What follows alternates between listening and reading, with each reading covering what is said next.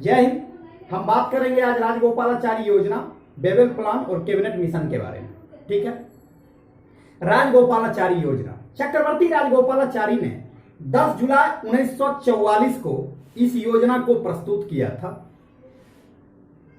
राजगोपालाचारी ने प्रयास किया था कि किसी भी प्रकार से महात्मा गांधी और जिन्ना के मध्य समझौता हो जाए, ताकि भारतीय स्वतंत्रता संग्राम में महात्मा गांधी को या कांग्रेस पार्टी को मुस्लिम लीग का पूर्ण समर्थन मिले।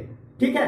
लेकिन मोहम्मद अली जिन्ना ने पहले विभाजन और उसके पश्चात समझौता का शर्त रखा, और यही कारण था कि राजगोपालाचारी योजना पूर्णतः असफल रहा। ठीक है।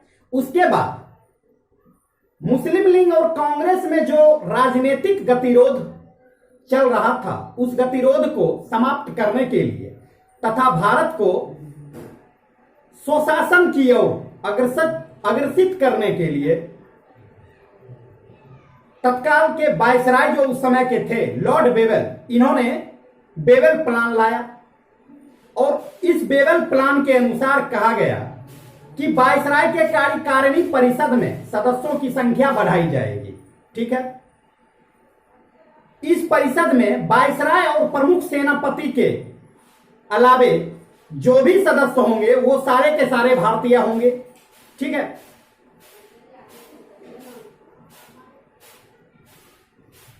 इस परिषद में मुसलमान सीट की संख्या, मुस्लिमों के लिए जो सीट आवंटित किया गया था, ठीक है, तो मुस्लिमों के लिए सीटों की संख्या सवर्ण हिंदुओं के सीट के बराबर होगा। और यही कारण था कि कांग्रेस ने इसे सांप्रदायिकता बढ़ाने वाला प्रस्ताव माना और इसे अस्वीकार कर दिया। ठीक है। तो बेबल प्लान भी अस्वीकार कर दिया गया कांग्रेस के द्वारा। उसके बाद कैबिनेट मिशन का गठन किया गया ब्रिटिश सरकार के द्वारा 24 मार्च 1946 को। ठीक है।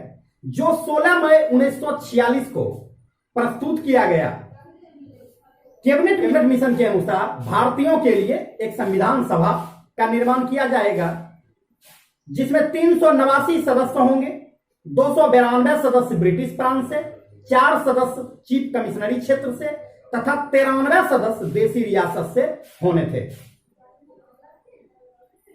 कैबिनेट मिशन के आधार पर संविधान सभा के निर्माण के लिए 1 जुलाई 1946 को संविधान सभा का चुनाव संपन्न कराया गया, जिसमें आरक्षित 78 सीटों में मुस्लिम लीग ने 73 सीट पर विजय प्राप्त की, जबकि अनारक्षित या साधारण 210 सीटों पर कांग्रेस ने 199 में विजय प्राप्त किया। ठीक है। और इसके बाद संविधान सभा का पहला बैठक दिल्ली में संपन्न हुआ 9 दिसंबर 1946 को। इस बैठक में सबसे वरिष्ठ नेता सच्चिदानंद सिन्हा थे, अर्थात इन्हें अस्थायी अध्यक्ष बनाया गया। और 2 दिन के बाद 11 दिसंबर 1946 को संविधान सभा का बैठक पुनः दिल्ली में ही हुआ। पहला बैठक भी दिल्ली में ही हुआ था। इसमें राजेंद्र प्रसाद को संविधान सभा का अस्थायी अध्यक्ष बनाया गया। अब आपसे पूछ लेगा कि संविधान सभा का प्रतीक चिन्ह क्या है, तो हाथी। क्या है? हाथी। हाथी को विरासत पशु भी कहते हैं।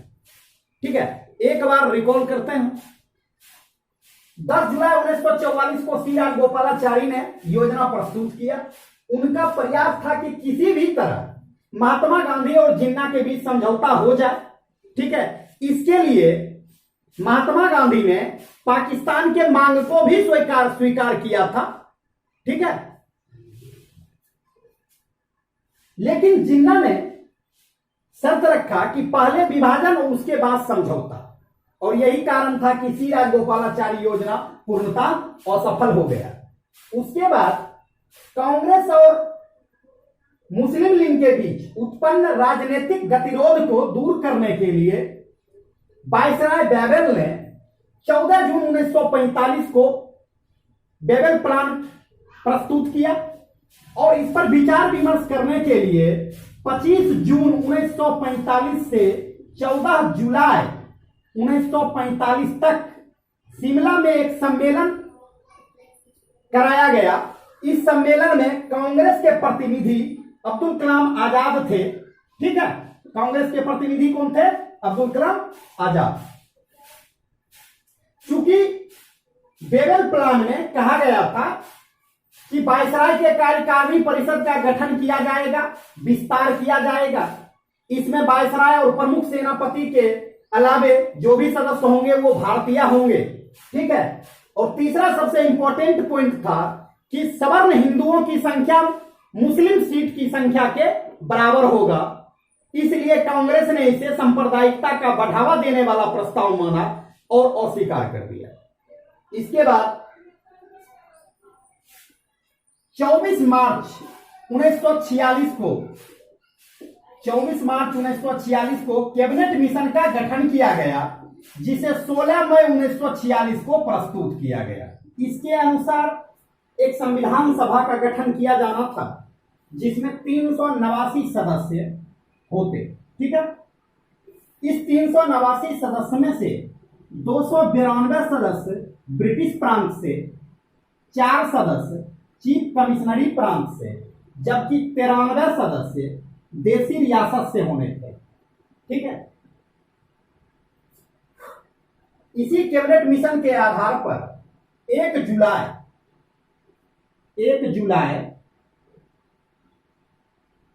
1946 को संविधान सभा का चुनाव हुआ और इस चुनाव में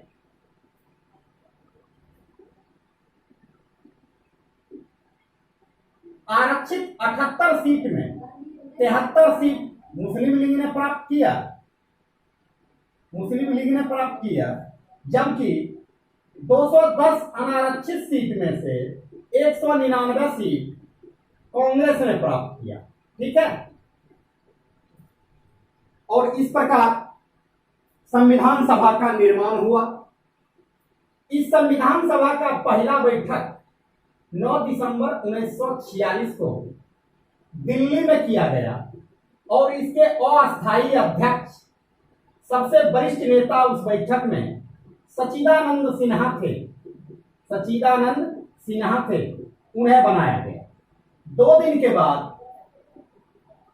11 दिसंबर 1946 को राजेंद्र प्रसाद संविधान सभा के अस्थायी अध्यक्ष बनाए गए और इस प्रकार भारतीय संविधान के निर्माण का जो कार्य था वो आरंभ हुआ। ठीक है।